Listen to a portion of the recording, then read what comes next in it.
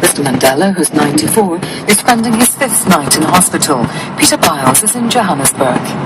It's a fairly brief statement from the South African presidency in which they say that they've been told by Nelson Mandela's doctors that he had a restful day today, and the government said it's satisfied that doctors are providing the best medical care to ensure Nelson Mandela's recovery, and crucially they say the doctors report a further improvement in his condition. Mr. Mandela, of course, is recovering from a recurrence of pneumonia. He's been treated over the past few days. I think, given the severity of that situation, it's almost certain that he'll be in hospital for a few more days at the very least. A day of national mourning will be observed on the Indian Ocean island of Mauritius on Monday after 11 people were killed in severe floods. Torrential rain hit the capital on Saturday night.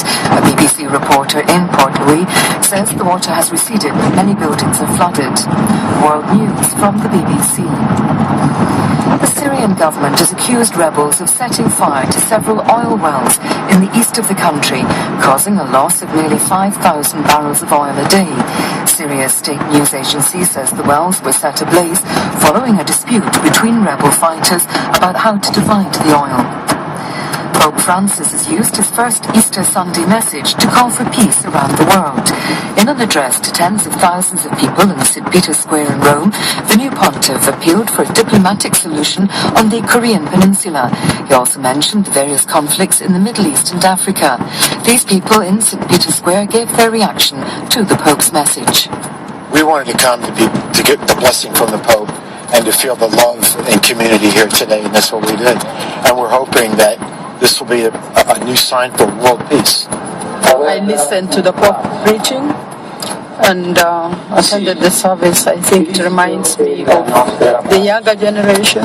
I often believe that there will be peace, and if everybody thinks the same way of serving God and treating the younger generation to give them peace and love.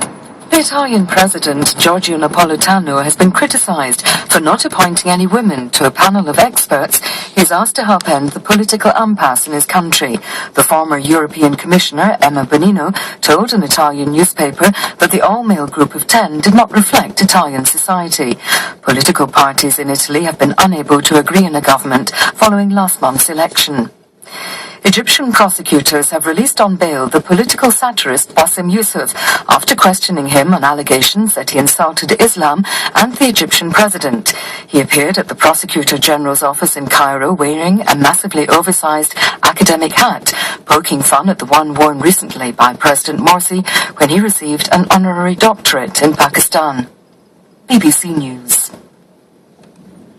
You're listening to the BBC World Service. I'm Julian Marshall with NewsHour. And coming up later in the programme, do Russian politicians have an image problem? The rot is everywhere. And people admit this. It's in business. It's in the courts.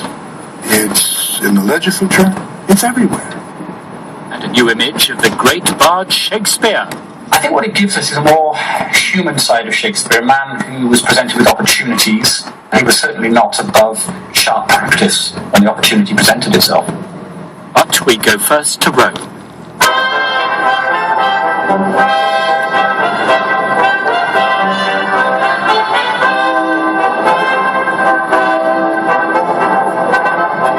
St. Peter's Square earlier on today, and a band belts out Handel's Hallelujah chorus towards the end of Pope Francis's first Easter Mass.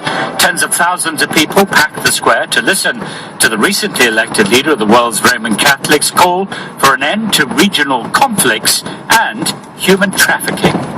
Pace a tutto il mondo. Peace throughout the world. Peace to a world still divided by greed, looking for easy gain, wounded by the selfishness that threatens human life and the family. Selfishness that continues in human trafficking. Human trafficking must be the most extensive form of slavery in the 21st century. Although the Pope has only held office for less than 2 weeks, humility has already become his trademark. He took his name from St. Francis of Assisi, who's revered for renouncing a life of high living, for austere poverty and simplicity. And Pope Francis began Easter week on Holy Thursday by washing the feet of 12 young prisoners, a gesture of humility towards the 12 apostles attributed to Jesus.